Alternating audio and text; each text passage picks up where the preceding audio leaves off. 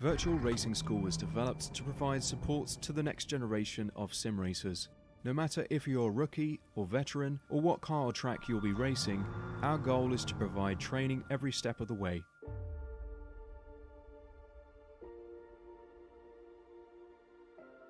We found that iRacing can be quite difficult without proper training. There needed to be a way to prepare for on-track racing. With VRS, you can literally learn from the best sim racers in the world, including four-time NASCAR iRacing World Champion Ray Alfala. And Ray Alfala is a four-time champion of the NASCAR GT3's iRacing series.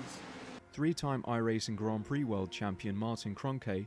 Martin Kroenke becomes a three-time world champion. Rallycross World Champion Mitchell de Jong. Mitchell de Jong is now champion for the iRacing Rallycross World Championship Series. And many other top sim racers. Data packs include everything you need to start learning. Our World Championship coaches create the data packs by setting a hot lap or a series of fast laps for you to compare, analyze, and replicate. Data packs also include a tutorial where the coach points out techniques they use to hit the fast lap. This gives you access to the latest driving techniques and setups before you even hit the track.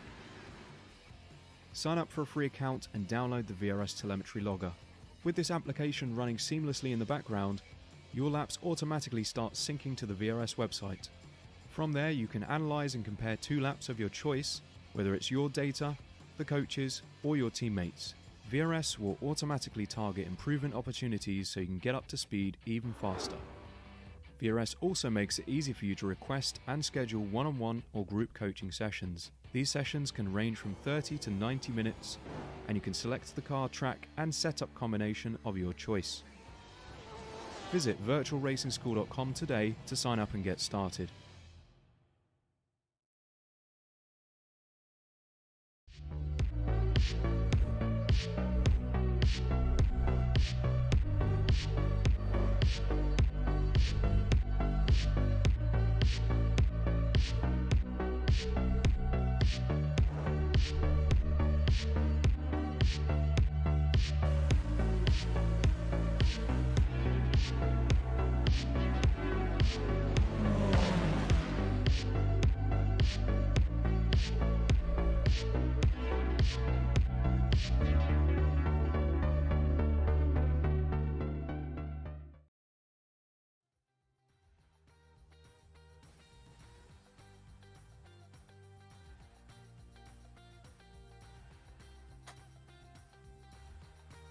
Good evening, iRacers. Welcome to Apex Racing TV and our coverage of the Finding Speed GT3 League Season 3. Delighted to be back here with Finding Speed after us covering their UK Tour Season 1 earlier this year.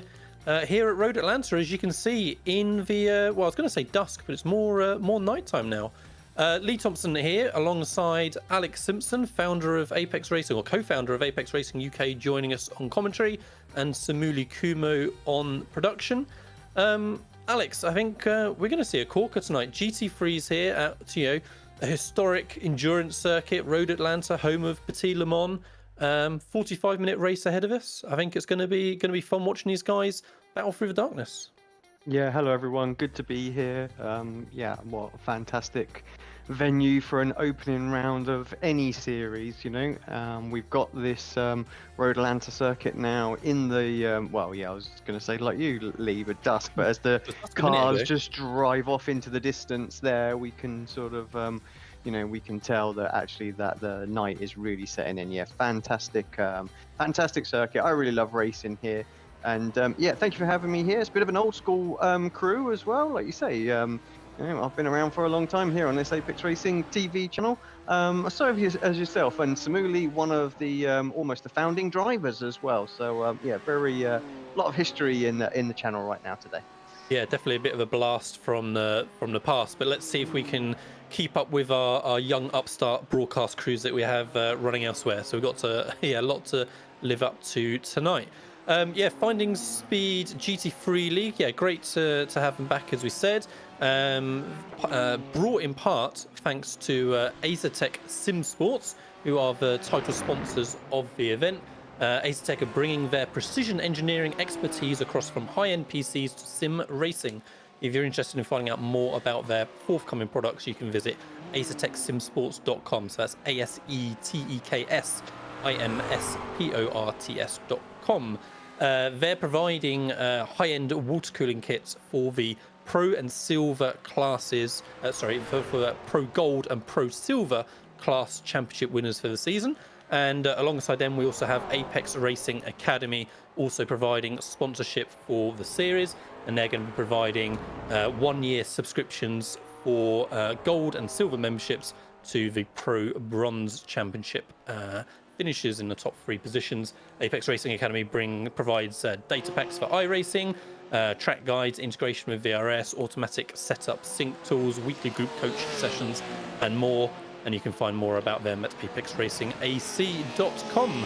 So that's the bills paid for Alex. We've got 5 minutes left of practice. We've got a absolutely packed circuit at the minute. Yeah, we've got 49 cars in session. We've got a 20-minute qualifying session ahead. Is it open qualifying or is it lone qualifying? I think we're going to find out in just a couple of minutes. If it's open qualifying, that is going to be very, very interesting at Road Atlanta with 50 cars on track. Yeah, definitely. I mean, the draft is going to have a huge little bit of teammate coming together. They'll get that out of their system now before the quali goes in.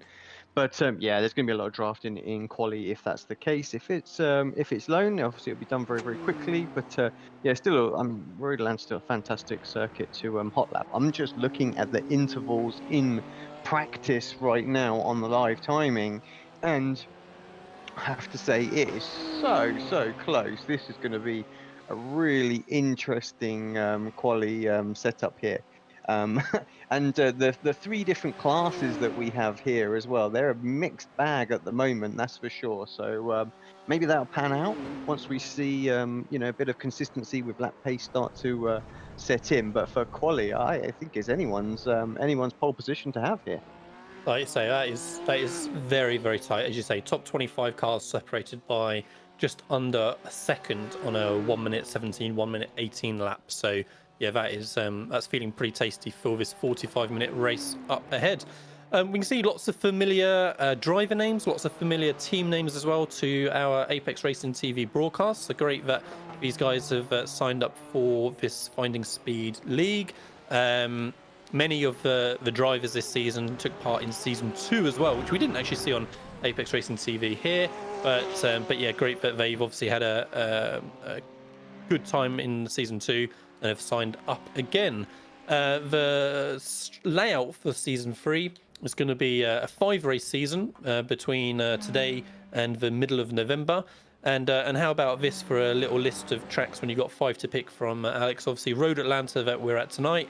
Hungaroring, obviously brand new circuit to iRacing. That seems pretty popular already from what I'm hearing on the grapevine. Road America then for round 3, Nürburgring GP for round 4, and finishing off with arguably one of the 2 favourite circuits in most people's eyes in the world of Suzuka International Racing Course. So that's not a bad 5 tracks to pick from. Yeah, I think I'd go with that list. Pretty decent. I haven't actually personally driven around Hungaroring on iRacing yet, so something I've got to look forward to.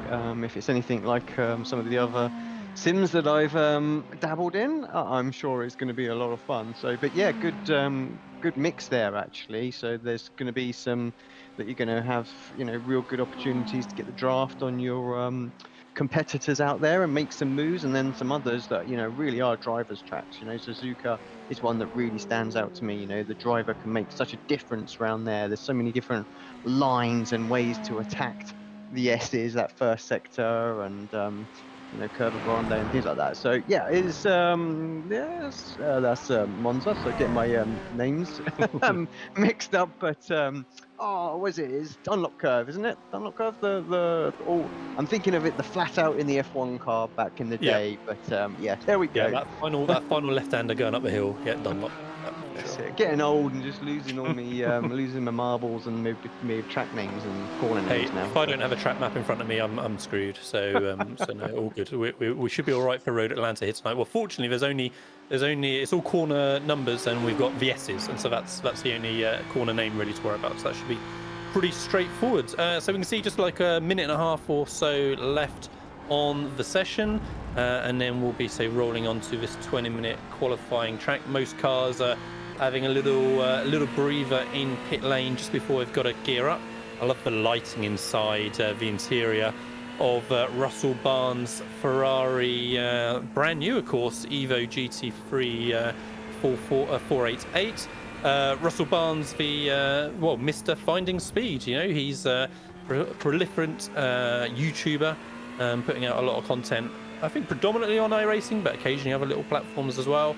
So yeah, definitely worth searching for him on YouTube and giving him a sub and a like, as he's obviously already imposing his will upon the league, forcing the drivers ahead of him to jump out the way whenever he approaches. So yeah, we'll be checking in with Russell fairly regularly, I'm sure, during the event. Russell actually is not going to be putting in a qualifying time, is our understanding. He likes to start from the back of a grid in his league events and see where he can work his way up to during the race. So yeah, we'll be checking in with him, I'm sure. We can see he's got a good pace in practice. He's 22nd at a minute, so just in the top half of the field. So yeah, for sure he's going to have fun out there tonight during that 45-minute race, as we said. We're saying that it's a pretty good mixture of classes at the minute in terms of the standing order. I mean, maybe that's just evened out a little bit in the last few minutes, but we've also got a good mixture of the cars as well. I have to say, looking at the timing screen, the Porsche does look to be the slightly stronger car. We've got 4 of them in the top 10, or sorry, 5 in the top 10, and a couple more then after that. But it is pretty well evened out between the rest of the positions. Then we've got BMWs, Ferrari, and the Audi all in the top 10. So yeah, that's good to see. Yeah, it's always nice when it's not, Ferrari Cup or something like that. So yeah, good split. But yeah, so open qualifying it is then, as everyone scrambles out of the pit lane then. So yeah, they're going to try and find some space in this first lap. Never easy. And yeah, then it'll be all pedal to the metal. Trying to give yourself some sort of space so that you can get that draft. Look at that McLaren. There's 1 McLaren on the grid. No, 2 McLarens on the grid. Sorry. Yep. But you're not gonna miss them. So the Centurion guys out there are gonna light up the whole of Atlanta with those flamethrowers that come out the back of that thing.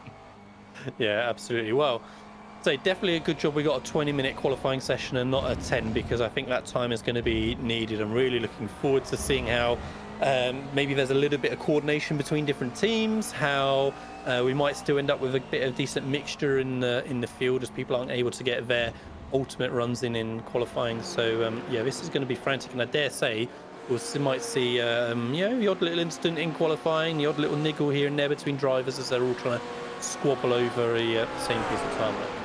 But like I say, on their way now, and we'll start to see very soon how the positions begin to shuffle themselves out. Yeah, the one good thing about Atlanta is that you do have space. It's pretty wide track, but still, look, people trying to make those last little moves. Yeah, contact already. Always tricky. Yeah, it's going to be tricky into that chicane, I feel like, right? It's going to be a bit kind of F1-esque with everyone kind of queuing up, before the final corner to try and get their run in. It's going to be who's backing out into that final corner to give themselves space, who's on a hot lap behind trying to push forward. So we'll just have to keep a close eye on that. I love some of the LEDs that we're getting in the newer GT3s that we really see in the darkness on the side of the track. Has got a car ahead, goes hard into the wall and back across the track. Dave Erdin, well, beautiful timing for us to be following him. Unfortunately, does a little kind of tortoiseshell impression at the end there, upside down into the wall as well. But I thought he was trying to do a disco ball impression for a second. Yeah, do a bit of break dancing. But no, fortunately, early in the session, so straight back to pits. He's got plenty of time to get his laps in. But already example of how tricky this qualifying session might be.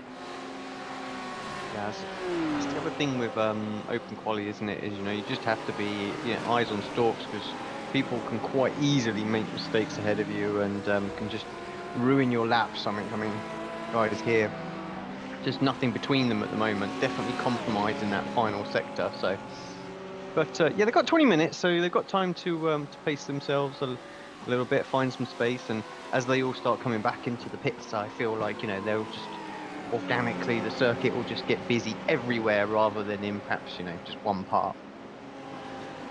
Yeah, for sure. It's going to start spreading out, isn't it? Tom Dadsdale here for Altitude Esports. We've got a few of the Altitude guys in the field. We've actually got quite a large number of teams overall. 16 teams in total. We're told between the 50 odd drivers that we've got in session. So lots of people well represented out there. So Tom, we can see in the timing tower there representing the Pro Gold class for highest level. So you can see in the timing tower we've got that color coordination for the classes. So we've got gold, then silver, and then the bronze to help you identify what's going on. They're all in the same race. It's overall points, so it's not kind of individual class points. That everyone is going to be battling for the position ahead, regardless of the class level of that car ahead, which is again going to make things interesting as we go through. But yeah, like I said, we'll see how that classification turned out after qualifying, Alex, as to whether we see that kind of classes represented in order from the grid. Yeah, I feel like it should do it. I mean, already somewhat. We're just waiting for the gold drivers, I think, to start to come through, and that should make a bit of a difference. But you can see it on the timing tower. So like the silvers and starting to really sort of put their mark on the session. So. And for new viewers to Apex Racing TV, or indeed to sim racing generally, if you see a little flash of red in that position box on the left, then that means they've gone off the track. So there we go. R Walker right on cue gives us a little demonstration, as does A Coles. So so anytime you see that, that's just a car going off track. It may just be that they've touched grass, or they may be having a fair bit more of an issue, just as Adam here is, as he tries to stay well out of the way of everyone ahead, representing Indy Autosports there. Nice, clean, I like on that that Lambo there, the red and black, really looking good. And then the last little colour you can see on the timing tower is just that green stripe, and again that's just showing us who the camera is focused on, so you'll always know who we are watching and following throughout the qualifying session and throughout the race. So yeah, we've had the first lap or two being put in already. They're not quite down to the same pace that they were in practice, Alex. We saw, what was it, a 1:17.6, I think, was the quickest. And then right on cue, Tom Dadswell gets into the 17s for the first time in qualifying session on the 17.7. But everyone else currently in the 18s. But already, again, still super, super close, like a second or so between the top 20 again. Yeah, like I say, a little bit of time on this session left, but that some of those intervals is crazy at the moment. So, and people, I think we just, as they start to get another little nowhere to go there at all for Carter there, just car in front of him just having a little spin. But I think the thing with open qualifying sessions, and trying to get to my point, is that you find a bit of a rhythm, don't you, of an open session. The first few laps, perhaps you're a bit nervous, you've got a lot of cars around you, trying to find your feet, trying to set some sort of banker to give you that confidence to go and start pushing. And I think, once you get about 10 minutes in, usually people have kind of got their sort of banker lap in, and we will start to see people really just pushing the limits of the car a little bit more, and those times will start to drop down, and perhaps we will have some giving themselves a little bit more time to really use the draft as well. So it should be I'd say the final 10 minutes, I think, is where it's going to be really interesting. Yeah, like you say, it's hopefully by then people have got the opportunity to get their banker in, and we'll see what they can really do from there. We can see a fair amount of people in the timing tower showing us that they're on their outlap at the minute, and a few people coming out of pit exits. So it almost feels like it's kind of maybe phase 2 a little bit of qualifying already, as people begin their next runs and next attempts. It'll be interesting as to whether, I mean, as we're kind of going further into night, Alex, temperatures presumably going to be dropping off a little bit. I mean, do you think in the space of 15 minutes that we're going to see sort of a track getting a little bit quicker? Is this getting a little bit cooler?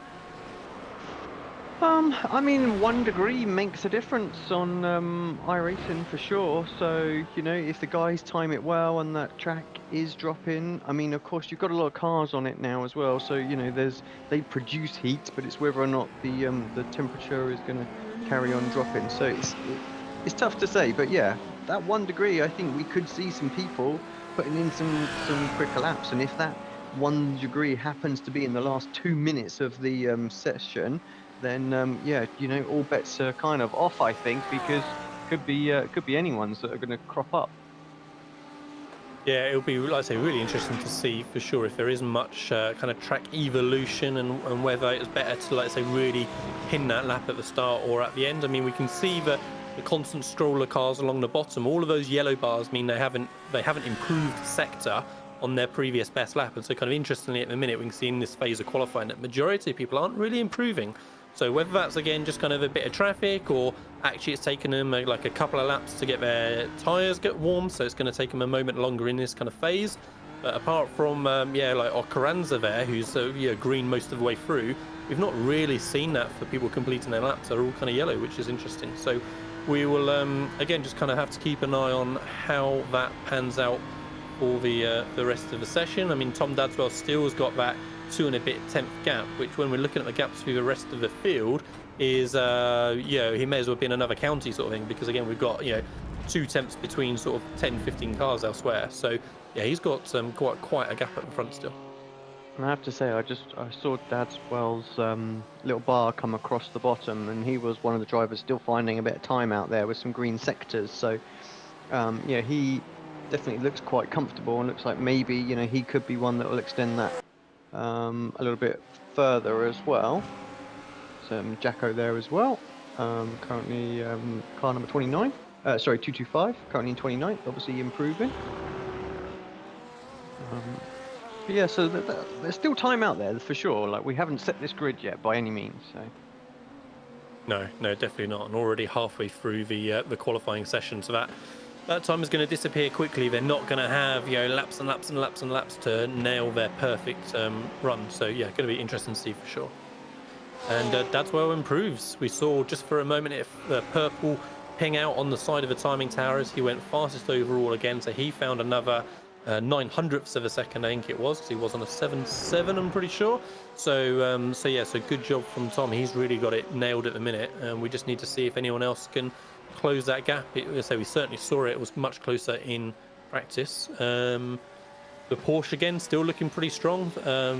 3 of the top 4 cars are Porsches, and then we got a little gaggle of Ferraris after that. So yeah, so Porsche does look to be the preferred car right now. Has been quite strong, I think, in a lot of official series racing as well. So I think still a fairly new car on iRacing, and I have this little theory about new cars, which is why I'm surprised actually not to see more Ferraris up there. I like to think that the Ferraris, the new cars always get the slightly better BOPs whenever they're launched, So but yeah, so I'm not surprised to see the Porsches doing well. But like I say, I quite expected a whole bunch of Ferraris to be up there, and you've got Stephen Brumfield and his McLaren sat in P9. So that's probably the oldest GT3 we've got out on track at the moment, and that's still doing extremely well. So it looks like the BOP seems to be pretty decent this season. It certainly does, and I'm kind of surprised as well. Maybe there aren't more people that have picked the Ferrari just from the it being, say, flavour of the month a little bit in terms of being a brand new release. But no, it'll be interesting to see. I mean, making me feel old, Alex, saying about McLaren being the oldest GT3 on it, because we all 3 of us in production, we remember when that got released on iRacing, and already we've had so many other GT3s come along and expand the options that we have available on iRacing. Yeah, I can't remember exactly when it was, but yeah, it was a long time ago, and it was a big deal when it come out for sure. I'm trying to think the the only one sort of older at the time was the the 4 GT? BMW Z4. Yeah, 4. Yep. Yeah, I don't even think the Ford was classed as a GT3 then. It was still just a GT2, wasn't it? I think, if I'm not mistaken. Later on, they sort of modified it to be a GT3, and I think I also think the GT3s, maybe they were racing against the Rough as well. Didn't the Porsche Rough be classed as a GT3 for a time? I'm not sure. Yeah, I think so. I think we had the kind of the 911 Cup kind of version of the Rough, didn't we? And we also had the GT3, I think. So yeah, that sounds right to me. That feels such a long time ago when they were having to kind of put fake Porsches on iRacing, if you like. But it kind of certainly worked out for iRacing, I guess, with Porsche headlining the title sponsor of the biggest road racing series that we have in iRacing. So yeah, that panned out for iRacing, as it definitely doesn't pan out for Patrick Gannon there. And a lot of also people's all laps the are other be cars compromised here. yeah, he's going to try and tow get out of the away. way. Yeah, there we go. Yeah. So he did his best to sit on the brakes, hold his position, and hold that escape button until iRacing let him go. But I hope for Patrick's sake, yeah, he wasn't on a cracker of a lap there, because they literally final corner, and that's that ruined. He's already in third, so you know he's got a good qualifying gap in, but just a swarm of cars, like 6 or 7 cars all coming out of pit lane at the same time, whilst there's 4 or 5 coming down the pit straight. So you know, down to 5.5-6 minutes in qualifying left. It still doesn't feel like there's a huge amount of space out there, as everybody's squabbling into turn 1 and someone taking to the escape road as well. And I've got another spinner as well. So we're looking at Matt Knudsen, who's just taken that toe back into pit lane again, but he was stranded there down in the middle of the S's. I mean, the S's, Alex, obviously, you know, kind of iconic part of the circuit, really, I guess, isn't it? You go down such a large dip here as we're on board with Matt again as we start off down the S's. You go down this hill, plunge into the dip at the bottom, and the curbs are so tricky, right? We see the car kind of bouncing and reacting over it, and especially this last left-hander, you've got to be so careful on both the entry and exit curves. It's super bumpy on exit, of course, but you got to use them. Like, especially on that last section, you got to be all over those curbs to try and get the run out onto the straight that you need. As yeah, Matt really having a bit of a tough time out there at the minute. Yeah, a bit too much pace going in that. Car's a little bit loose, and back end comes around. But yeah, you're absolutely right. You took the words right out of my mouth, actually, as you were saying that. The curbs are quite violent, but you have to use every single one of them to help rotate the car, you know? There's so much time available just by kissing those curbs in just the right way, so that, you know, it pulls the front end around. And if you don't, then yeah, it makes a big difference. So yeah, you've got to be on your toes and ready for how the car can react, because yeah, one bounce in the wrong way and suddenly you're massively counter steering to catch the car. Yeah, super tricky part of the track, and we're going to see issues and incidents there, I'm sure, throughout the race. I mean, you'll see, you know, overtakes can be made down there as well. I mean, it's super difficult again, and it requires a bit of compliance from the driver you're trying to pass. But yeah, if there's a little bit of an error going into turn 3, then yeah, you get the opportunity to try and get the run down into the S's through turn 4 and through. But yeah, it should be most of the time a single file part of the track, and just seeing if cars can survive the run through there. Of course, the other kind of key part of the track, Alex, is coming down the back straight, right? You've got to get that great turn out of turn 7. You have a last corner. Well, we see Bray here just turning into turn 6. Here's turn 7 now. You've got to get the perfect exit off of that corner, because you've got the straight that runs practically the whole length of the track, and then your biggest overtaking opportunity on the whole circuit then on the brakes down into the chicane for turns 10A and 10B. Love that chicane as well. You've got to take just the right amount of curbing on there as well. If you take too much, you're going to get slow down penalty or off tracks. Just keep mounting up. But if you just don't quite take enough, then it just compromises the line massively. You lose absolute mountains of time as well. So really important to get the line right through there, so you can get on that power nice and early. And of course, you basically flat out pretty much all the way from there through to the braking point on turn 1. Yeah, absolutely. And it's interesting how, around that final chicane, it's a very different type of curb from where we are back here at the S's again, where, like I say, those curbs are really tricky here. You gotta use them, but they're going to affect the car severely. Whereas on that final chicane, they're pretty flat, and you're trying to, certainly on the first apex scene, there's another car has a little issue ahead of Kalea there. Certainly on the first apex of that chicane, you really scramble all over the curb and some of the grass half the time as well. So yeah, good to see you. Right, time is ticking away, down to 2 minutes left, so these guys are only going to have 1 or 2 laps remaining depending on kind of where they are on their lap. We can see that Tom Dadswell on the timing tower there on his out lap at the minute, just come out of pit lane, so he's not obviously confident that he's got that pole position secured.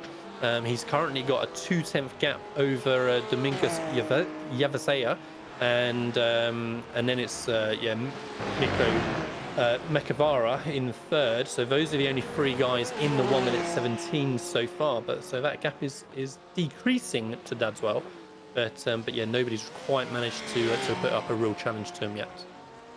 Yeah, like you say, the time has come down. Yeah, Mika just put himself up into to 3rd place as well. Patrick Gannon top of the silver pro silver class there as well. Perhaps shooting a little bit above his weight in front of some of the pro gold guys there as well. So I'm pretty sure he's going to be happy with that one. Give himself a bit of breathing room on his class competitors. Robert Lancaster there overall in 7th place. Fifth place is second in there. Dan Carter not too far behind. Those guys separated by a couple of hundredths of a second there. So it's the pro silver class looks very interesting indeed. It does. It's crazy tight in the kind of the bottom half of the top 10 at the minute. 30 seconds left on qualifying, and the guys will have a little bit of time after the clock just to complete their lap as well. But yeah, at the minute on board with Patrick Gannon, and he's looking to really get a bit of a wiggle on, and say currently in that 4th place. Back with Dadswell, we said that he came back out the pit to try and defend this pole position. Well, he's had a very good start. Purple sector for sector 1. We'll see in just a moment how it's going to be looking for sector 2. But yeah, I don't see anyone else really at the minute challenging hard for that pole position. Yeah, I'm sure he'll be happy just to get a little bit more time. There is time limit up, so the checkered flag is going to come out. Drivers will be completing their laps, and we'll see how this grid is going to pan out. Yeah, and actually it doesn't look like there's going to be much more movement through the field. Most of the cars have gone back to pit lane already, so we've just got a handful of cars completing their laps. We'll stay with Dadswell as he comes through that final chicane we were talking about before. We can see that sector 2 and sector 3 are both yellow for him, and in fact he aborts the lap, goes into pit lane. Nice little bit of practice for pit lane entry in case he unexpectedly needs it in the race. But yeah, it looks like that's going to be Dadswell secured. I'm not seeing anyone else who's really going to be challenging for that top spot. That will just ensure that those last couple of cars come over the line before we confirm the grid starting positions for our feature race, 45 minutes long. Yeah, a few other drivers aborting laps as well. Can't have many more out there now, I don't think. No, I think that's going to be it. I think Alex here, who we're watching into pit lane, is the last one. So congratulations to Tom Dadswell. So he looked dominant through practice, and then from the very first lap in qualifying, he got that pole position right away. Improved by a little bit as well. Looked like he was having a good final run, and in the end just didn't need to do any more. So nobody else quite had an answer for him that time. Again, like we predicted at the start, Alex, just so close to the rest of the field. So from 4th position, 18 flat, and the first 19 is down in 34th position. So 30 cars within 1 second of each other. This is going to be very tight. And I mean, a hot lap is different to a 45-minute race. I mean, how many of these guys can consistently bang in those laps? You might be, say, quarter of a second, half a second off an ultimate pace. But if you're the guy that can keep it, on the black stuff for 45 minutes, you're going to be profiting a lot more than perhaps those around you. Right, so here is our grid and our starting positions for round 1 here from Road Atlanta, season 3 of a Finding Speed GT3 League. Tom Dadswell, as we said, for Altitude Esports, took that pole position with a 1 minute 17.682. Dominguez Yefasea then did finish 2 tenths down for XZ Racing Omega. Miko Malcavara then in third, with Patrick Gannon in fourth, so Patrick being the first of the Pro Silver runners. Fifth position then for UC Kataya, sixth for Jensen Adriansen, seventh Robert Lancaster, and eighth is Dan Carter. Dara Adriansen then in ninth, so brothers for Jensen in sixth and Dara in ninth. Stephen Brumfield then for Centurion Racing Team in 10th, with Tom Brown in 11th. Roman Kubin in 12th. 13th position is Stin Van Nien in 13th as I said, sorry. And then the first of our bronze qualifiers was Carl Green for XZ Racing Sigma. So the pros, the class system working out pretty nicely. You know, we did have the gold and the silver mixing it at the front, and then we're starting to see the bronze runners come in. Kevin Kittelman in 15th, with Juan Kalea in 16th, Dave Erdin in 17th, with Brett Crouch in 18th, Timothy Bray in 19th, with Darren Doherty in 20th, Anthony Beck in 21st, Paul L in 22nd, Oscar Sale in 23rd, and Richard Jones in 24th. 25th position is Ryan Walker for VRS Satellite Racing, with Colin McKenzie in 26th. Dan Morey in 27th, with David Gowrie in 28th. Adam Coles 29th, and Kellen Mitchner in 30th. Ed Knight then in 31st, with Lockie Brown in 32nd. Luke Davis in 33rd, with Yeko Boshoff in 34th. Kosh Kelly in 35th, with Angel Pedrero in 36th. 37th position is Phil Regan, with Graham Bardsley in 38th. Robert Adams in 39th, and John McLennan in 40th. Dan Ocaranza in 41st, with Matt Hudson in 42nd. Only now are we getting to 2 seconds off pole position, so we've gone all the way down to 42nd before we get to that 2 second mark. Alex Peck then in that 43rd, with David Villarano in 44th. Steve Brown in 45th, with Carlos Espada in 46th. Ted Bradbury in 47th.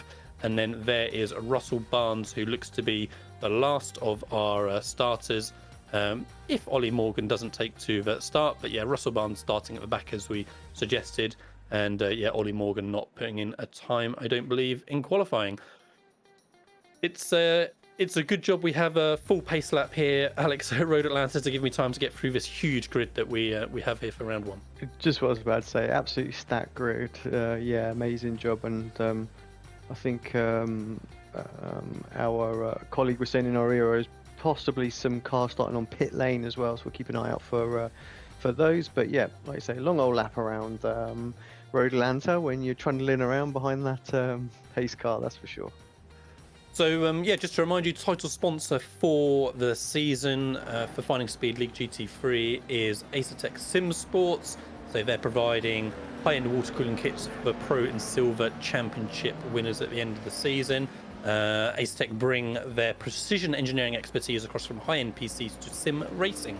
If you're interested in learning out more about their forthcoming products, then you can check them out at acertechsimsports.com, acertechsimsports.com. Right, so here we are then, coming down the back straight, Alex, then the chicane, and then the safety car is going to be peeling off, and we're going to be seeing this 45-minute race in the darkness kick off. I mean, it's going to be tricky, right? It's a full grid. You know, it's a tricky start to the lap going into turn 1, turn 3, and then the S's. The guys just need to try and be as patient as they can, let themselves get through a lap or two, and if they feel like they're out of position, then that's really the time to start trying to push forward and make those moves, and just give everyone a chance to settle into the race first. I'm sure they'll be really keen to make those moves early on, especially in those first couple of corners, but you're right, they need to leave it. Here we go then. Yeah, Tom Dadswell gets on the power straight away, coming off the final chicane, leads into the start-finish line, side by side already for P2 between Dominguez and Miko, and Miko just tucks in the end. Everyone's pretty much single file, so I think it's actually really helped that Tom went so early on the power as UC Kataya and Jensen Adriansen going side by side through turn 1. I see a little bit of dirt up ahead, but I think that was okay, just a clip on the grass. Everybody getting through these first couple of corners okay. I'm seeing on the timing tower David Gowrie just dropping down a bit. But honestly, Alex, looks pretty damn good all the way through the field. I'm not seeing much other movement. Ed Knight just dropping down a couple of positions. Brett Crouch dropping down a couple. But good job from everyone so far. So I really do think that Tom Dadswell helped the field there getting on the power early, that just strung everyone out, and we had lots of people single file through that sector. Good job all around.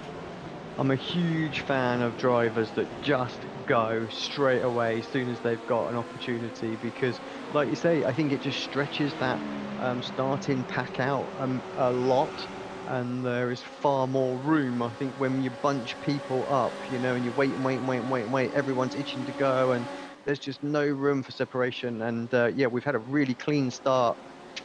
Oh, maybe a little bit of something. No, I think that was all just a fair move there. So, but yeah, generally just. That's what's only gone from P1 to P2, Alex. So yeah, perhaps a little mistake there, but yeah, I think that's the important thing. Just stretch that pack out and get these good opening laps done. But yeah, let's see.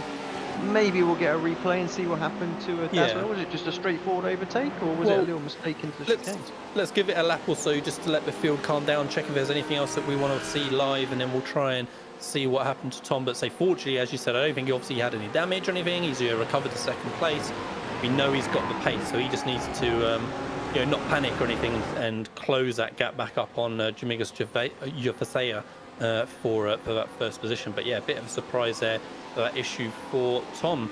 Again, otherwise through the field, I'm seeing pretty clean racing all the way around. Our timing screen is filled with orange and red gaps, which means that cars are half a second or less apart pretty much all the way through the field, as Tom Brown just getting involved a little bit with Roman Kubin there, I think, as they come off of turn 7 onto the back straight. Yeah, Kubin and Lancaster, I think it is, and yeah, going to be side by side now into chicane. Are they going to make it 3 wide as they come in? Not quite, but Lancaster looks like it's going to be inside. Is he going to be able to get it stopped in front of Kubin? An awful lot of room, but gets that move done, hits the chicane nice, gets the car stopped and gets out extremely well. So yeah, move complete, very nice. Yeah, look pretty tight in there, squabbling away just behind as well, down in 15th position now for the Pro Bronze category that they're battling for here between Erding, Gray and then Kalea just behind as well. Kalea looking to make a move up the inside to turn 1, always tricky unless you've really got your car up alongside beforehand, but it has to slot in. Cameraman now looking after us, Timothy Bray, always gives us the best view on track of the battle from the car behind, but yeah, just settled down in front between 14th, 15th and 16th there as they work their way through the S's. We're seeing a little bit of movement. Richard Jones falling down order, so I think it's been a bit of an incident. Seeing 3-4 cars coming down, and there we go, down at the start of the S's. We've got a car off track trying to get himself straightened up. So yeah, a couple of cars involved there, I think, unfortunately, but it looks like people are trying to be sensible and take their time getting back on track at least. And Angel Pedrero just going up the inside or defending for that 24th position from McLennan just behind, and we'll see who gets a run coming off of the corner. Battle between the Porsche and the 2 Ferraris just behind, and if they're not careful, they're going to end up 3 wide as they come into the final chicane in a moment as well. Pedrero defending hard on that inside. Is he going to hold that line, or is he going to cut back across to the racing line? Looks like it's going to stick on the inside. Can McLennan try and come around the outside? He can't. He's almost going to lose the position, in fact, but cuts back in front. And yeah, Pedrero manages to just escape away slightly as they start squabbling just behind. I think wherever we look at the moment, there's some sort of battle on track. So there's not going to be an awful lot of time for anyone to breathe as well. Obviously, it's still just a short race, so we've got to remember that. So people will want to make moves fairly quickly. Yeah, and one man who's been making moves already, Alex Russell Barnes. We mentioned earlier on that the league founder, Mr. Finding Speed, started from the back of the grid. What did we say it was? 47th, 48th, I think. Already we can see him up to 26th position, so 22 spots gained already. He's managed to get through that little incident we saw in the S's, and yeah, he's going to be pushing for a top 20 spot before not too long at all. We'll see if we can find that replay in a moment for Tom Dadswell, just out of curiosity for what happened to him in lap 1.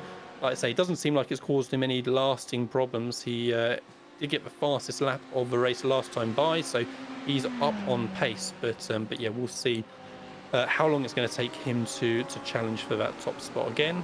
And here it is, right on cue. Here's going to be the replay. Let's see what happened to him.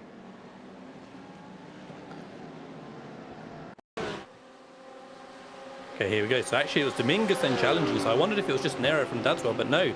Dominguez got a great run coming off of turn 7 into the chicane on the brakes, and looks like a nice clean move so far.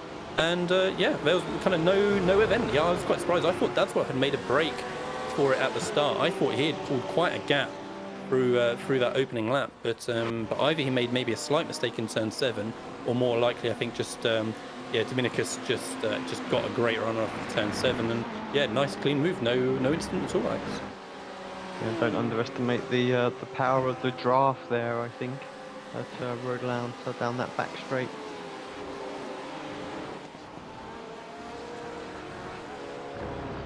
I have to say, I'm really impressed, Alex, with the start to the race. I was kind of fearing the worst slightly in the pace lap there, talking about the size of grid that we had, the tricky opening sector, kind of fearing maybe a big incident. But yeah, great job from everyone so far. We've had, say, that one little incident on, what was it, lap 2. We've got a couple of cars that we can see kind of sat in pit lane at the back of the field, but otherwise, yeah, vast majority of the cars getting through nice and cleanly. Angel Pedrero just battling ahead of Russell Barnes as they come through the chicane. Russell Barnes should get a good run coming off of the corner there, but just going to get boxed in a little bit, I think, by Pedrero. And so Luke Davis sweeps around the outside into the final corner. Russell Barnes tries to follow through, so Pedrero trying to hang on to that inside, but it looks like Russell might just have the overlap, and he does, able to sweep across in front, and that finding speed machine moves himself up into 23rd position. Tom Brown's just up ahead. We saw flash red for a moment, or a faded red for a moment in P90. He just lost a spot to Steve Broomfield, I believe, in the gold and silver battle, and we can see the 2 red marks on the timing tower there. Issue for Oscar Sale and contact as well. Needed to hold his brakes there, I'm afraid. I think, you know, I know every driver wants to get going back quickly, but yeah, you've got to hold, you've got to think of your competitors there. Bit of a mistake. I'm sure he'll be kicking himself for that. Yeah, it's worse that it gets caught on camera as well. yeah, it's unfortunate that both drivers, like you say, it's a fundamental part of racing, as Paul L touches the grass somehow as he's on the straight. Was it already with the damaged car, I suspect? And yeah, clatters back into the track, now manages to escape. So yeah, unfortunate, we're just having a couple of issues now on lap 7, 8 minutes into the 45-minute race. But yeah, those cars in pits for repairs now. And look at how tight a battle it is here for 30th position and back. 5 cars on top of each other as they're working their way through turns 2 and turn 3. Down through the S's now. Let's go on board with Kalea as they go through this tricky chicane, not tricky curve rather. And we can see the car ahead that spun off. It was Carter, I believe, Dan Carter, on the outside of the track. So having an issue on the curves, I suspect. And the car ahead, we can see just having a little nose into the Autosport car, a couple of positions ahead. Who's going to get the run coming off of turn 7? Look at the little rear slide from the Porsche ahead, and they get the drive off the corner. And for Kalea here, we're just a spectator at this point. We've not got the run off the turn. We're not going to be challenging into the chicane. But let's see what the 3 cars ahead do as they work their way down into turn 10A and turn 10B. And Indy Autosport car there goes to the inside to try and defend. Works all right for him on the entry. What kind of cutback is, I think it's Nian going to get coming off of the corner. Not enough. Nice and clean from everyone going through, and everyone holds station for now. Yeah, just didn't quite open the corner up early enough, did he? So he could get on the power a bit earlier and try and get that run a little bit wide into turn 1. Oh, that's a compromised exit, and place gained there for Yuan. Thank you very much. He will be staying for that. Yeah, and Colgrave trying to follow through as well, I think, but wasn't quite able to do it that time by. But yeah, cool. That was like a bit squeaky bum moment in turn 1 there. You know, the grass on the outside very, very quickly comes up upon you if you don't hit that apex right into turn 1 or get your entry speed a little bit wrong. But yeah, fortunately managed to gather up, and it was only a position lost. So yeah, 10 minutes into the race, let's just have a quick look at the top 10. We know that Dominguez Yafazea took over that first position in the opening lap from Tom Dadswell, still running in second, as we can see the leaders there trying to get through a back marker. Patrick Gannon then up to 3rd with Mikko Makavara in 4th, battling with Jensen Adrianson, in fact. So let's just watch them for a moment as they come off the final chicane, round the final corner. And Mikko Adrianson just about managed to sweep in front of Mikko Makavara there. and yeah, takes that 4th position. So 2 spots gained for him. And just behind is Jussi Kataya in 6th, sorry, with Dara Adriansons in 7th, Stephen Broomfield 8th, Tom Brown 9th, and Robert Lancaster in 10th. Our first pro bronze runner is Dave Erdin in 14th, still in a very, very tight battle with fellow bronze runner Carl Gray in 15th. So yeah, good few battles still to be watching there through the different classes for sure. Patrick Gannon, just the one that's slightly punching above his weight, if you like, at the minute. The lone silver driver there, mixing it with the golds within those top 6 positions.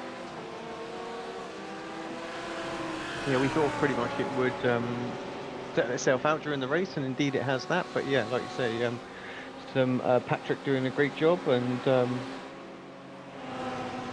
possibly a move for the lead then. Yeah, Dominguez under a little bit of pressure from Dadswell. Wasn't quite close enough that time by, but certainly improving. Tom Dadswell just shaping up. Where is he going to be able to maybe make that move in the future? If he sees a back marker coming in a future lap, does he think that's when he's going to be able to grab his opportunities to get by? We can see, Dominicus there flashing away at the back marker ahead, warning him that the leaders are coming. And they're going to maybe just trip up on him at the wrong time through the S's here. So here we are on board with 2nd position, Dadswell, with Dominicus being the first car that has to try to get through. He's going to have to wait until the end of the S's, coming off that final left-hand corner, and then make the move on the short little straight ahead. And we can see a different line from Dominicus there and Dadswell, as Dadswell tries to capitalise and get a run off the corner, but nothing really doing this time by. Dominicus going to go down the inside into turn 6. Can Dadswell follow him through? Yes, between 6 and 7 for him. And Dadswell going to have to take a tighter entry into the corner. So now we should see Dominicus disappear down the straight, as he was really able to get the better exit off the corner.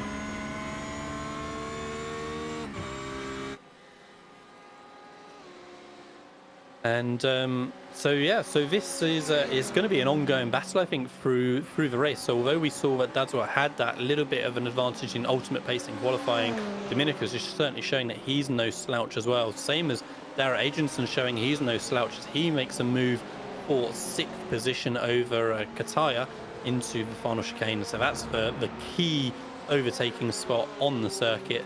And did make that move up into 6th. So both Agentsons within the top 10 pretty comfortably.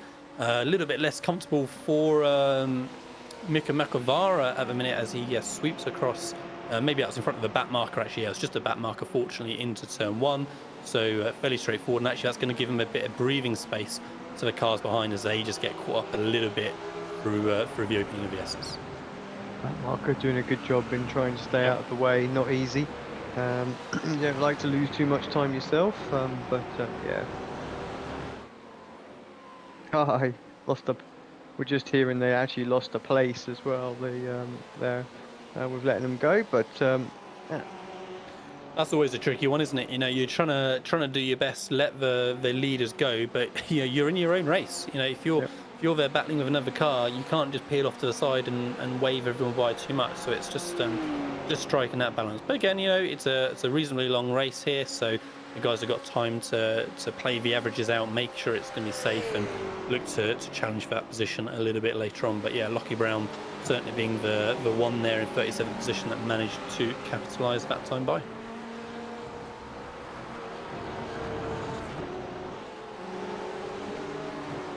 Just sorry, I was just going to say, I was looking at Carl Gray very quickly on the timing, doing a great job for the pro bronze class as well. Got a little bit of pressure on from Kevin Kittleman at the moment as well. Yeah, sorry to distract from what was going on the screen for a second. Just haven't really talked too much about Carl Gray, so it was worth just giving him a little bit of a shout out, doing a good job. That's perfect. And it was a good job that we did, because actually now we see that Dave Erdin is all of a sudden missing. So Carl Gray was in that fierce battle with Dave Erdin for the top bronze position, but Dave Erdin has gone into the pits, I believe. Sorry, not into the pits, but he's right at the back of the field. So I wonder if Smooley's going to be able to see an event on his system that may have caused that. And he just had a very, very slow pit stop for some reason. Dave Erdin, Smooley tells us in our ear. So yeah, we'll see if we can find out why that was. But yeah, Carl Gray now looking very comfortable for that top spot in the pro bronze class. But again, remember, I mentioned it very briefly before the start of the race. The points are based on overall positions, so still Carl Gray wants to be not just letting gold and silver drivers go. He wants to be trying to challenge for positions ahead as well, because that's still going to make a difference as to the points that he can score. And he has a little bit of a sniff ahead on Kalea. Kalea gives him too much space on the entry into the chicane, and in the end Carl Gray just able to sweep straight by and yeah, through and away. So yeah, looks a little bit awkward on that one. Yeah, I'm not sure there really kind of why the perhaps almost looked like it was just letting everybody go there. So I don't know if that was a back marker or something actually in the end there. But yeah, just checked up massively. Yeah. So we're just having a little look back and seeing if we see anything here in that battle for the bronze position. We see, yeah, Carl Gray alongside, side by side as they come through the final corner. And there's contact. Dave Erdin, hard interval. Looked like netcode at first glance on my view, Alex. I don't know what you think from that initial look, but that was tough for Dave Erdin. That's why we see him been having a long pit stop, because he had to tow back to the pits. So that battle was going hard. It looked, at first glance, again, pretty clean from both drivers, and maybe just unfortunately a bit of netcode between them to bounce Dave into the outside wall there. Yeah, a bit unfortunate, hard GT racing there, and yeah, sometimes the dreaded netcode gets the best of the battle, and yeah, brings it to an end a bit early. Another good little battle through the chicane on screen.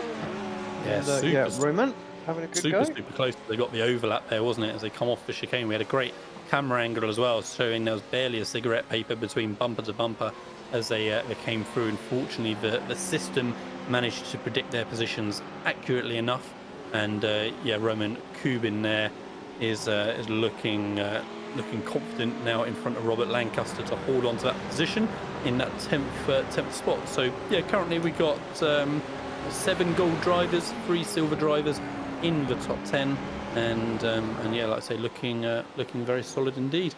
The race is just settling down a little bit more now as we're getting into kind of the middle phase of the race. I mentioned again earlier on that our timing screen was kind of orange and red intervals all the way through, and it's mostly settled down now. We've got a handful of little battles with like half a second or less gaps, but otherwise everybody just trying to get into their rhythm, hit those lap times, hit those markers, and make sure they can ultimately finish the race as quickly as possible. That's what it's all down to, and getting that finish position. I'm seeing a few cars dropping down the order, Alex. I think we've had an instant Jacob Boshoff, Matt Knudsen and Ollie Morgan all in the pits together, so I wonder if they've had an incident of some sort, and yeah, dropping down into the low 30 positions.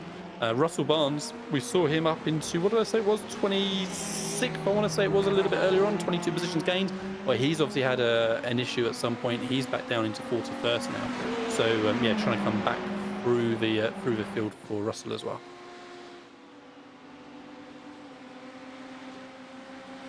Yeah, I'm sure we can catch that on his stream, exactly what happened there. But yeah, I'm sure he'll build back up. He's got people still around him.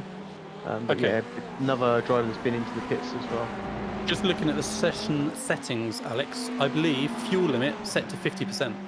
So Okay, so definitely it's one great, pit stop needed. Yeah. So this explains a couple of the pit stops that we're seeing. We didn't realise we were going to have forced pit stops within the race, but we have, and that's certainly going to be mixing up. So that explains, like I say, a couple of the trips into pit lane that we've seen. It probably explains Russell Barnes' stop that we've just seen there as well.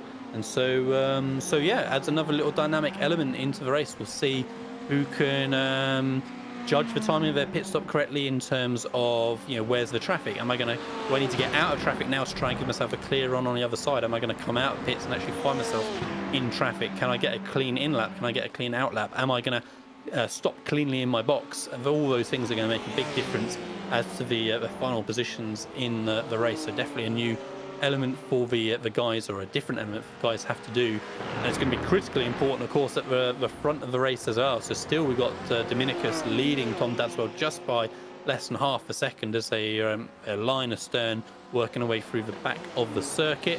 It'll be again interesting to see, does Tom think that he's being held up a little bit by Dominicus? Well, if so, is he going to risk that he should pit early, see if he can find himself a clear bit of air and come back out on a clear track and try and bang those laps in? It's going to be interesting to see, again, like I say, just when these guys are going to make those judgments and how that's then going to affect our position. Tom Dadswell tucking into the slipstream, working his way down to the chicane, but it's not going to quite be close enough this time by. Just a couple more guys going into pits as well. I'm seeing Ed Knight in pit lane at the minute, so he's just dropping down the order a little bit down into 24th. Both the leaders continue round, so with us at 21 minutes into the 45-minute race, we've got a reasonable length of pit window, I suspect.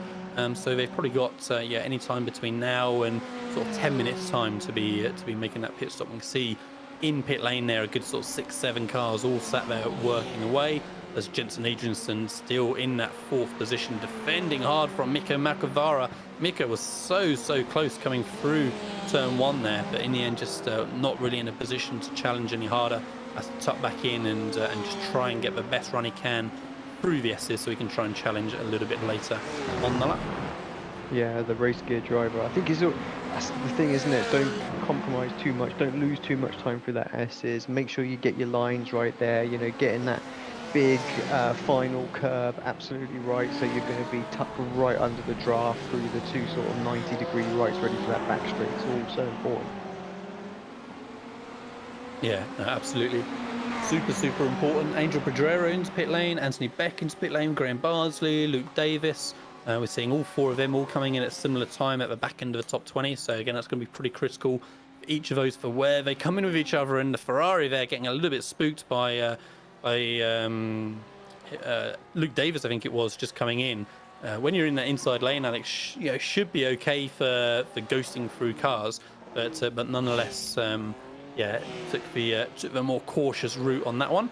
I think we saw in a different event earlier on today in R Factor 2, that not quite being the same case, as I saw a clip of a car just driving full blast into another car parked at pit lane, unfortunately, but yet no such issue in this event. Anthony Beck coming out in 21st, David Villarrenault trying to come through the opening sector ahead of Angel Pedrero. So yeah, we'll see where they shake out after making those pit stops. So we saw Pedrero certainly just coming in a moment ago. Teammates, I think it is, right, running just similar liveried cars, running close together there.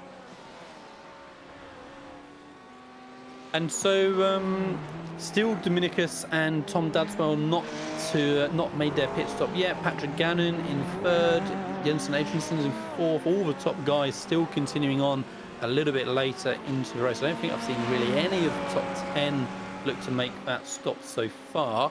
And still the 2 teammates here, they are teammates, Villarrenault and Pedrero's line astern as they work their way down the chicane. Villarrenault feels the need to defend hard from Pedrero, or rather move to the side and let him go.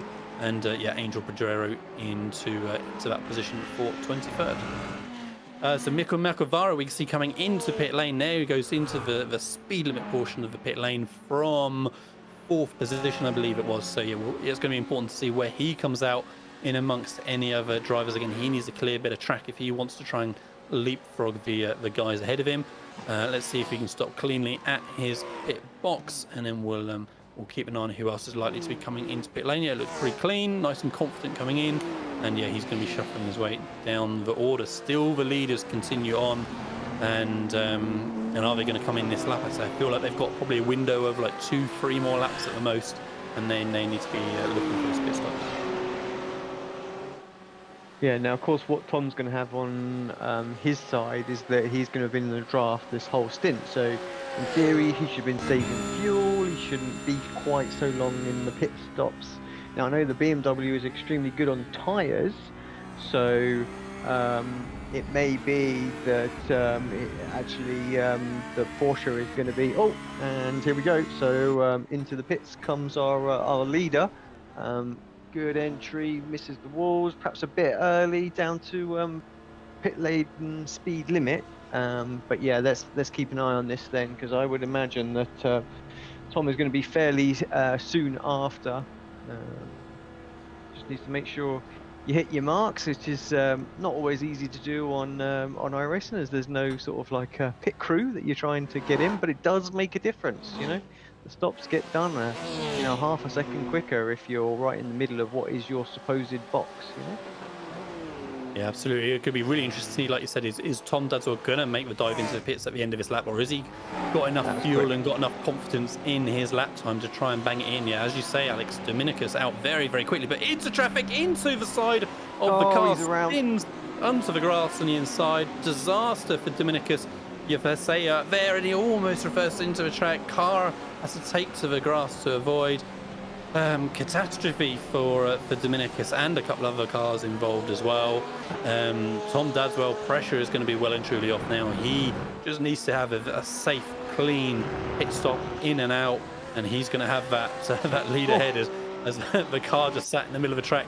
Reminds us immediately that nothing is going to be safe and secure until they get to the checkered flag. But yeah, it's really unfortunate there for Dominicus. You know, we were seeing a super tight battle for the lead, looking like it was going to be continuing on all race long, but in the end it looks like Dadswell might be let off the hook. Let's see how his pit stop goes in a couple of minutes time. Yusi Kataya from 6th position into the pits now as well. Roman Kubin in from 7th. So yeah, the leading pack all starting to make their stops.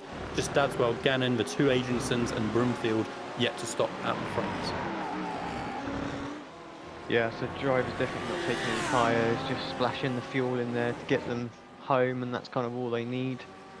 But yeah, like you said, Lee, let's not count any chickens here for Tom. I know for a fact that I've led a race around this circuit by an absolute country mile, about 30 seconds, and with about 3 laps to go. When I was in a P1 car, I had a LMP2 suddenly spin in front of me in turn 1 and just wiped us out. So super easy to happen, and that's, you know, that stage of the race is definitely when traffic is going to be kind of at its worst. So yeah, it's got to be sensible. Hopefully you'll have a crew chief or a spotter that will be telling him what's happened, so he knows that he doesn't need to take too many risks. And yeah, just, you know, like you say, just don't miss your marks or anything like that. He's got a few seconds behind.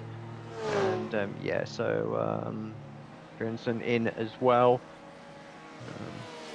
Yeah, pretty much all the leaders that now that's made their pits. And like you said, it's really interesting as to whether Dadswell has any idea, because obviously we've got such a packed field. It's unlikely he would have seen Dominicus, you know, dropping down in positions more than expected. But let's say he hit his marks pretty cleanly. He just needs to get a safe exit out of the pit lane, and he should be nice and secure. But as you said, I wonder if he's going to be shocked to not see Dominicus anywhere near him as he comes out. He's got a car coming past as well, exactly the same as Dominicus did. Is Dadswell going to be able to tuck in? He does, and he now knows that he's got nobody around him at all, and he should be looking safe for the time being. 8-second gap. The Agentsons come out of pit lane as well. They filter into a bit of traffic, so pretty much every car we've seen come out of pit lane hasn't had some clean air to then immediately work with. They filtered out into traffic straight away. It's just such a busy track all the way through. But the 2 Agentsons actually, Alex, have leapfrogged Mikko Makavara, right? So Makavara, I'm pretty sure, was ahead of them.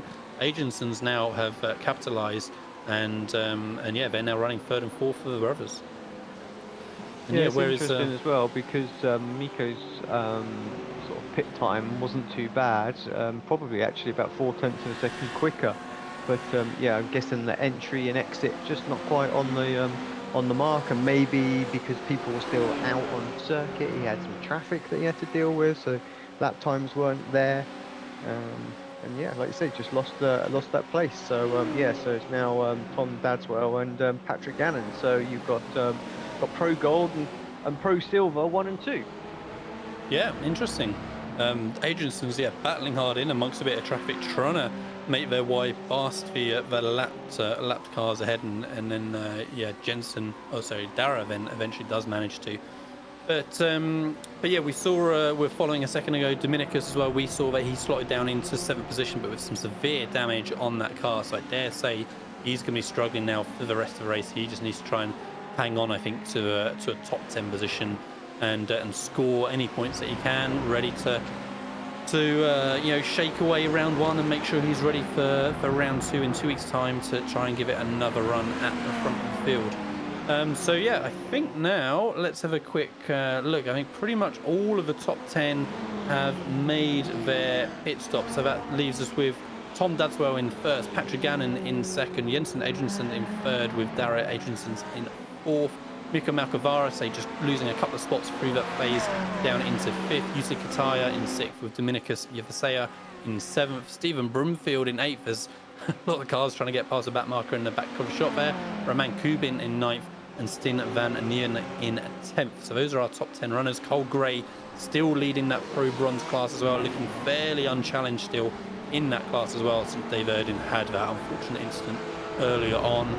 Yeah, Ed Knight is the next Pro Bronze driver, another 20 seconds back almost. So yeah, Cole Gray looking secure for that Pro Bronze win at the minute. Yeah, someone slow on the inside there. I don't know if he's just letting traffic through or a potential slowdown that he's having to serve. Looks like it's just back marker, I think. Yeah, there we go. Luke Davis just trying to get himself out of the way, absolutely. So we've got a nice little battle brewing here all of a sudden for this final podium spot, right? So we see it in the battle box in the bottom right, or we could see it, sorry, in the battle box in the bottom right, where it's just half a second between sort of 3rd, 4th, 5th, and 6th coming through. So yeah, that's definitely one to keep an eye on. You know, can the Adriansons, you know, defend from Kataya and Yevasea behind, as Milka Makavara all of a sudden disappears. I was just thinking there was a name missing as I was reading the list out there. He's had an incident trying to find his spot to turn back on, but those cars are just going to keep on coming. Oh, no. Exactly the wrong moment to go across. It's a real shame he's going to do the same again, straight across the car in front. So I dare say there's going to be some conversations to be had in amongst the league, ready for round 2 about safe rejoins. You know, it's tricky. You know, you sat there waiting. Where's my gap? Where's my gap? Well, unfortunately, the longer you wait for a gap doesn't mean that then you can take a smaller gap in the end. So yeah, we've seen a couple of those this race. You know, it happens, but yeah, it's super unfortunate for those innocent parties involved. So yeah, that just calms down that battle for 3rd just a tiny bit by taking Makavara out of it. But yeah, we're still going to have the 2 Adriansons, Kataya and Yevasea, who I thought his car looked pretty heavily damaged, but at the minute he's still putting the lap times in. He's quicker. Last time, he's matching rather the lap times of the cars ahead of him last time by 18.8 compared to like 19.1 of the Adriansons ahead. So he's certainly still got a chance to try and challenge for that final podium spot. But look at the state of that rear wing, bent as anything. And like I say, for him to be putting in his lap times looks very, very strong for now. It just goes to show how hardy that BMW is. So yeah, like I say, he's still very much in the show here. Really solid lap times. Looking at the individual sectors as well, definitely looks like he's got enough pace to try and catch up with these guys. And Smooly Kumo reading my mind somehow. I was just thinking that we should probably check in with how Russell Barnes is getting on in a moment, and right on cue I see it light up on my timing screen. So Russell Barnes back up into 28th after his pit stop from earlier on. So I think he's lost just a couple of positions overall, right, from before his pit stop. But yeah, still comfortably within the top 30 for now. His lap times are looking pretty comparable to those ahead, and maybe struggling a little bit to Tom Brown behind, who was a second quicker last time by, and then right in queue a half a second slower next time. But yeah, looking pretty solid there at 28th. We'll keep half an eye out on Russell for these remaining 10 minutes of the race to see if he can make much more progress, maybe even try and scrape into the top 20 positions. I wonder if Russell took tyres when he pitted, looking at his pit stop time as well, because he's like 1:20s where everybody else is sort of like 45, 40, 43, 45 seconds. So I would suggest he took tyres. That's why he's perhaps lost next spots, but he should be quite good towards the end of this race. So yeah, maybe some additional moves can be had. Yep, definitely one to keep an eye on. That battle for the top, for that final podium spot rather has just eased off just a little bit. I'm seeing Dominicus just dropped off the back ever so slightly. He's a couple of seconds off of Kataya now for 5th. And then we've still got a couple of half-second gaps between the 3 here. There we go. With I love the night racing for the LEDs, if nothing else, Alex. Makes it so much easier. We can see them labelled there super clearly. 3, 4, 5. The 3 cars in shot, all battling for that final position on the podium. And yeah, working our way through the S's, 2 Ferraris and a Porsche that are going to be battling out for that spot. Yeah, let's just have a quick look, see perhaps what the straight line speed of these cars are, see if we're going to get some moves, because I think the Porsche may be lacking just a little bit of straight line speed against the Ferrari.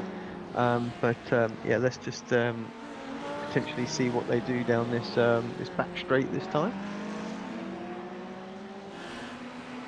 All important if the draft. I feel like the Porsche has struggled in recent builds just to get the kind of speed that those Ferraris have got.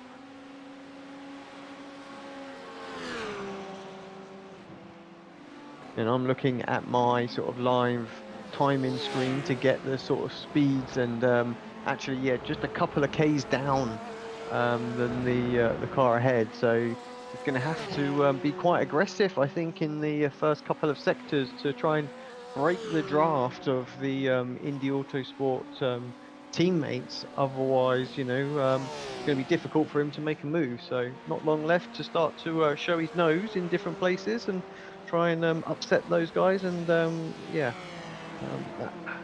got to be. He's going to have to do what he can there, I think, to separate them. No, absolutely. Like I say, laps are well and truly ticking away. Not many more opportunities if he wants to try and challenge for that spot. But Patrick Gannon, we saw just briefly on in screen, they're doing a solid job still in that second position. A little bit in no man's land at the minute. 10 seconds back of Dadswell in the lead, and he's got a 4.5 second gap to the Adriansons behind. So he just needs to, you know, keep that concentration up, not get himself tangled with any traffic. And if he can manage that, he should be looking fairly secure for that second position on the podium. I feel like the top, the third, fourth, fifth car here are just going to come across this little bit of traffic at the wrong time as they work their way through the chicane, and then the final corner. We'll see if that causes any awkwardness as they work their way through that sector. But no, looks like they're just going to be about far enough away, and hopefully they can clear him then before they get to the S's. Here we are on the nose of Dara, one of the brothers of the Adriansons, and yeah, his brother Jensen just ahead, looking to make a move up the inside. I don't think Dara is going to struggle to follow. Maybe he is, and the back marker trying to hang around the outside of Jensen ahead, but they manage to clear him as they come through turn 2. And we'll see if Kataya manages to follow through as well. On the timing screen, it looks like he did, just 6/10 back. Yep, there we go. And yeah, there's the two Indy Autosport cars just ahead in that third, fourth position. Let's stick on the nose for a little bit smoothly as we watch him come through this track. I mean, it's a really nice little undulating circuit, isn't it, Alex? You know, one of the old school ones as Dara there. Oh, it's a back marker. I got super excited thinking he had a slowdown or something coming off of the last section, and he was having to lift off. But no, all good. Yeah, he didn't make it through the in turn 1, and yeah, so the back marker let him go there. But yeah, no, like you said, Lee, this is proper old school circuit with the flow. You know, it's like a roller coaster riding this in real life. You know, it really make your stomach go, and you know, I think there's a prime example of that, you know, for the sim racers, like back in the day when I think, you know, probably one of the most sort of famous sim racers in his time, you know, Gregor Hutu, was invited by iRacing to this very circuit, and yeah, he felt rather ill, I believe, after you know, a few laps around here. So just it really gets you going. Yeah, like I say, proper old school track, and it's why it's one of the favourites that we still see on the service, and say in real life as well, of course, for say events like Petit Le Mans and many others within the American Endurance Series out there. 5 minutes remaining now in the race, 45-minute race.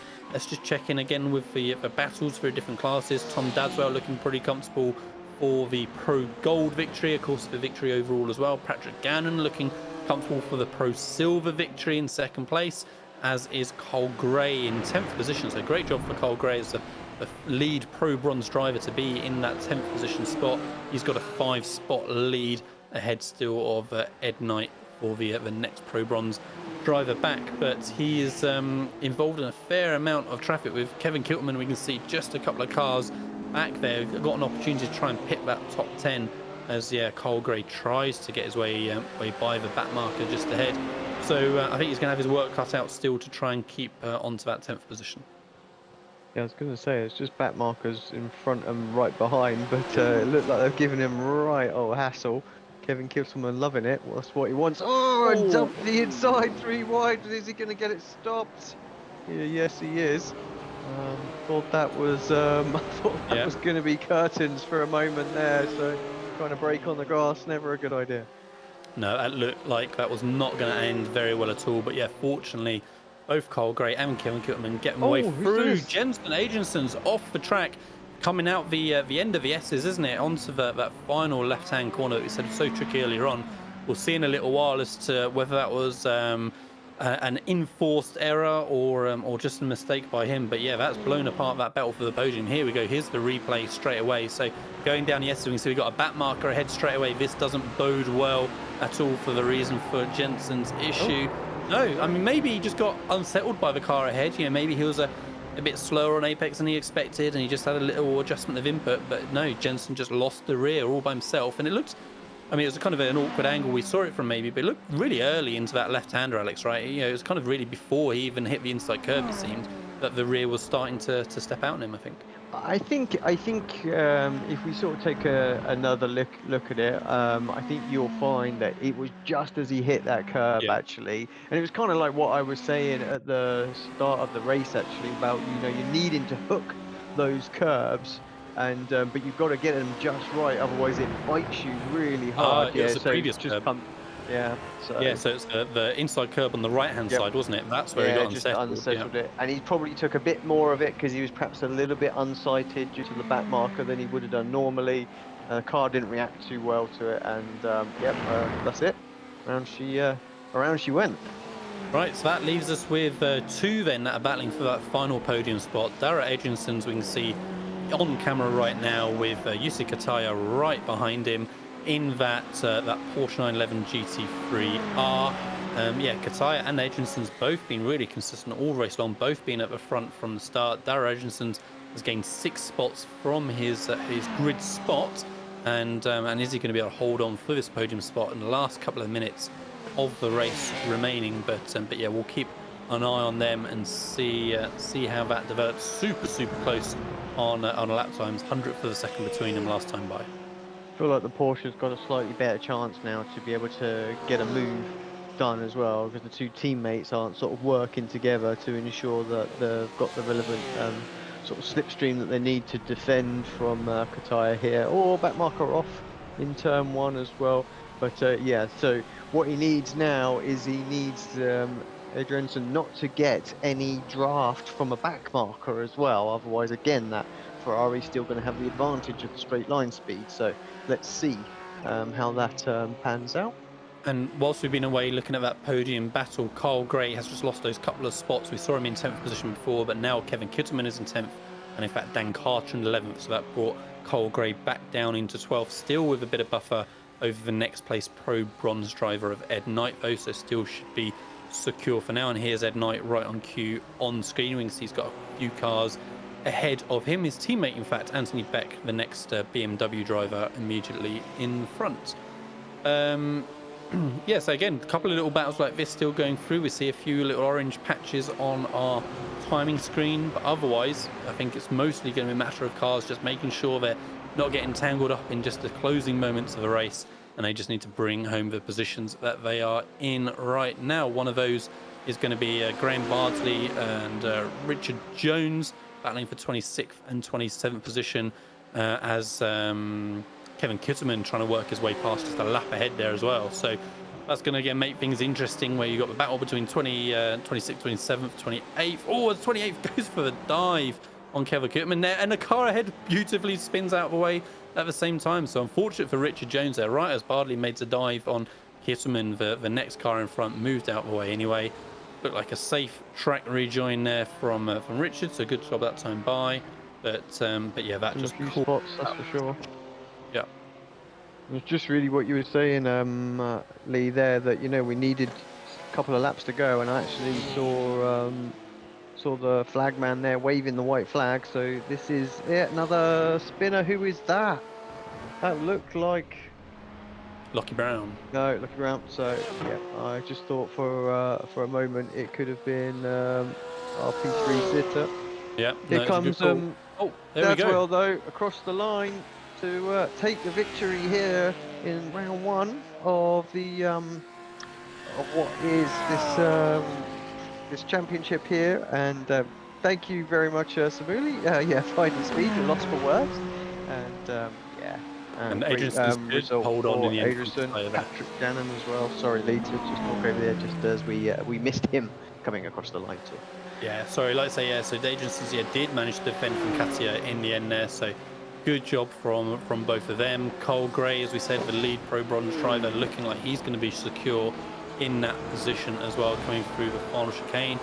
So yeah, so great job from Tom Dadswell. You know, pole position, had a little bit of an error in the opening lap, managed to keep Dominicus honest all the way through, not giving him any space, and in the end, it was that unfortunate issue for Dominicus coming out of pit lane, making contact with, well, I was going to say back marker, but they would have been on the same lap at the time, and that really opened the door then for Dadswell for a fairly comfortable remainder of the race. Patrick Gannon, say, in that second position, like I said, the lead pro silver driver. Really sorry that we didn't see a huge amount of him on screen, but he just did the job, was always in the hunt at the front, picked off those couple of positions as others had issues, and yes, they secured that pro silver win, as did Cole Gray, as we said a moment ago, for the bronze class, yeah, finishing in that 12th position. So it was unfortunate that Cole Gray and Dave Erdin had that contact around the pit stop phase, because before, up until then, that was looking like our biggest battle for a class victory. So I think, yeah, round 1, Alex, of the Finding Speed GT3 League, that was a corker. I mean, it was a 45-minute race. It went super fast, action all the way through, and for the vast majority, you know, good racing all the way through. We didn't have any huge incidents. We got through those opening laps very cleanly for such a big field. Yeah, I think good job all round, really, for the drivers.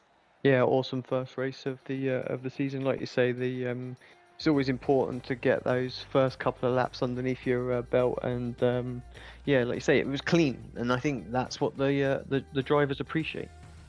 Right, so here are our provisional race results, then, you know, pending any post-race protests that may be happening and any penalty points that may be applied. But yeah, the race results as we see them now: Tom Dadswell taking that confident win, say pole position and a race win for him. 11.5 seconds in the end lead over Patrick Gannon then in second. Dara Adriansons in third with UC Kataya in fourth. Dominicus Jovasay in fifth with Jensen Adriansons in sixth. Stephen Broomfield in seventh with Stin Van Nien in eighth. Ryan Walker in ninth with Dan Carter rounding out the top 10. Indie Lunatics, Kevin Kisselman then in 11th with Cole Gray in 12th. Rumen Kubin in 13th with Anthony Beck in 14th. Ed Knight, the second position pro bronze driver, in 15th. Mirko Malcavara in 16th. We obviously saw him in the hunt for an overall podium spot early in the race before he had his unfortunate incident. Adam Coles then in 17th with Alex Peck in 18th. Angel Pedrero then in 19th with Robert Lancaster in 20th. Jacob Boshoff in 21st with Luke Davis in 22nd. Colin McKenzie 23rd with Dave Erdin in 24th. Again, he was battling for that pro bronze class win earlier on. Tom Brown then in 25th with Graham Bardsley in 26th. Robert Odoms in 27th with Matt Knudsen in 28th. Russell Barnes ended up 29th in the end, so I think that was the spot we last saw him in, maybe one less. So yeah, wasn't really able to make much more progress towards Russell, but yeah, from 47th, 48th on the grid, yeah, 20 spots gained, very solid indeed. Lockie Brown then in 30th with Kosh Kelly in 31st. Timothy Bray in 32nd with Ollie Morgan in 33rd. Richard Jones in 34th with Phil Regan 35th. Paul L 36th. David Villarano in 37th. Kellen Michner in 38th with Juan Calea in 39th. And Steve Brown in 40th. And the rest of the drivers were non-finishers: Carlos Espada, John McLennan, Breck Crouch, Dan Ocaranza, Oscar Sale, Darren Doherty, Ted Bradbury, Dan Morey, and David Gowrie, finishing in 49th position.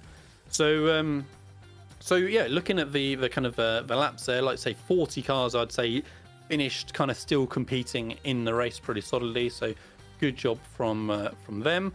Let's have a moment now just to talk to our sponsors whilst we wait for drivers to join us in the interview waiting area. So if you're a driver listening to the broadcast, we've got a few minutes remaining that we can bring someone in. So join the Apex Racing TV Discord, jump into interview waiting area 2. But like I say, that gives me a chance anyway to again thank Acertech Sim Sports, the title sponsor for Season 3 of the Finding Speed GT3 League. Acertech are bringing their precision engineering expertise across from high-end PCs to sim racing. You can find out about more of their products at acertechsimsports.com. As part of their sponsorship, they are providing high-end cooling kits for the Pro class, for the Pro Gold and Pro Silver winners in the championship. So we thank them for their contributions to the league, as we do Apex Racing Academy. So Apex Racing Academy also providing a couple of prizes in a championship for the bronze category, 1 year gold and 1 year silver memberships for the winners over there. The Apex Racing Academy provides 29 data packs for iRacing, where you can get setups, track guides, integration with virtual racing school, weekly group coaching sessions, direct access to coaches in Discord for Q&A. If you want to find out more about them, you can visit them at apexracingac.com.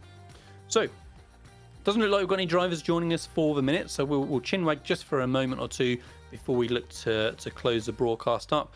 But like I said, Alex, Road Atlanta, it's a technical, tricky circuit, perfect for GT3s in terms of, you know, the overall size, length of the track, a full grid. You know, it was frantic the whole time. Nobody really had a moment to breathe. And the guys say did a very, very good job, especially for maybe, you know, new drivers who haven't competed in this league before with the previous ones. That, you know, round one, of course, can often be when you have more of those issues with people kind of bed themselves into the league a little bit. Yeah, I think with any new series, you know, it takes a couple of races for people to sort of get used to who it is they're going to be driving against, who's roughly on their pace, and they're going to be fighting week in, week out, and, you know, what kind of you know, aggression or defensive or driving or things like that they kind of do, and then you kind of have much better and cleaner races, you know, throughout the season. But yeah, as a starting round goes for any championship, that was a pretty good one, you know. So there really wasn't much sort of car on car action, so to speak. There more just drivers making sort of, you know, unforced errors, and then, you know, okay, there was the odd occasional little rejoin that a few people will be a bit angry about, but I'm sure the league admins will remind drivers that, you know, you've got to hold the brakes once you're around, and make sure it's absolutely clear before you do that. But apart from those little things, I thought it was a really, really good opening round. It looks like competition's going to be fierce in all the categories. I wonder if there is going to be some people asking for some re-ranking done between the Pro Golds and the Pro Silvers and things like that, because there's a couple of Pro Silver guys that look like they should be in that Pro Gold section right now as well. No, absolutely. I'm sure there'll be a little bit of tweaking through the season, but honestly, it looked pretty good overall. It was good as well to see that variety of manufacturers. You know, we had kind of every manufacturer within the top 10, even that poor old McLaren represented by Stephen Broomfield. So, yeah, good to see that there isn't an overly dominant car out there today. Hungaroring for round 2, Alex. I feel like, I mean, as you said, same as you, I haven't driven it yet on iRacing, but I feel like it's going to be fairly similar to Road Atlanta in terms of it's an old school track. There's not tons of runoff. You've got grass everywhere. You've got undulations as it follows the natural landscape. You've got a couple of tricky curves in different places. I think we're going to see a similarly exciting race out there as well. I think so. Right. Perhaps less overtakes on that one though. Yes. That main straight a little bit shorter, so the GT3 is definitely going to be going to have to sort of do some proper outbraking rather than getting fully alongside by the sort of like the chicane we had here. So yeah, I think it'll make it just a little bit more exciting actually. No, definitely looking forward to it. That's going to be in 2 weeks time, so on the 9th of October, same start time, 19:30 GMT. That's 20:30 UK if you are here. And yeah, if you've enjoyed the coverage, and make sure you catch round 2. Make sure you give the video here a like and a subscribe. Hit the notification bell as well, so that you will see when we are next on. And we've got plenty of other races coming to Apex Racing TV over the next few days as well. So just starting in half an hour, or in fact, on In just half an hour, is the Formula 3.5 Championship. That's the official iRacing version here on Apex Racing TV. Tomorrow night we've got SRF Weekend Warriors and awesome little spec racer forwarding. You can see full grids there as well. And at the same time we have the IGP Fun F3 VRS series. And then for maybe more of our US viewers, 1 in the morning on Sunday night we have the XSLR series. They're running in the Next Gen Cup at Talladega. Monday evening, 1900 GMT, we got Formula V. Then IndyCar official series open on Monday night at 12 midnight GMT, along with our long-time companions here on Apex Racing TV, Rickmatek, with their Lamborghini Trophy Series. And that continues on all week long. Races every single night here on Apex Racing TV. Variety of different cars, single-seaters, GT3, Porsche Cup, Radicals as well, the works. So yeah, make sure you give it a like and a subscribe if you're interested in seeing more. And we thank you for joining us here tonight for round 1 of season 3 of the Finding Speed League GT3. Thank you to Alex Simpson for joining me on commentary. This is Alex's only visit that we're expecting to this series here, so great to have you for round 1. And thanks as well to Samuli Kumo doing the excellent job on production, as we always see. So yeah, 2 weeks time, 9th of October at the Hungaroring for the next round of this series. We shall catch you then at 19:30 GMT. Thank you.